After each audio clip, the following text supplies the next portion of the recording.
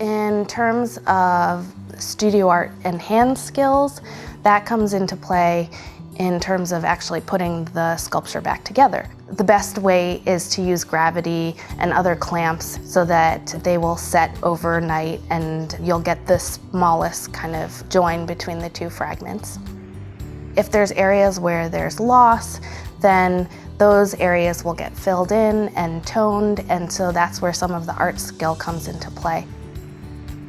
And then in terms of the science, for this repair, when I'm putting the wing back on, I will take into consideration kind of the overall strength of the adhesive, and I might figure out the surface area of the join where the two pieces come together, and I can weigh the different fragments. So I want the adhesive to be strong enough to hold the weight over that surface area so I can calculate the amount of force that will be on the join area.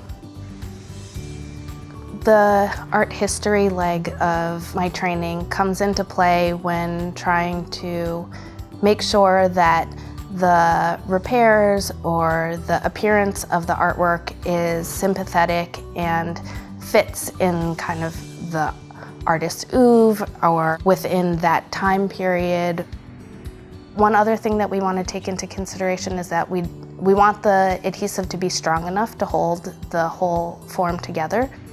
This wing has a previous repair, and it's unfortunate that it came apart, but it's really great that it came apart on the previous join so that we don't have a new break. So we don't want our adhesive to be stronger than the material so that we cause damage somewhere else on the object. Some things are pretty straightforward in terms of, like this bird here, the wing is broken off, and so the wing just needs to be put back on, so that won't change the appearance of the artwork. But it does need to be understood as the high kind of overall sculptural form, and so in an art museum, we wouldn't put an artwork like this on display in two pieces. We want for the visitor to be able to understand it in its whole form.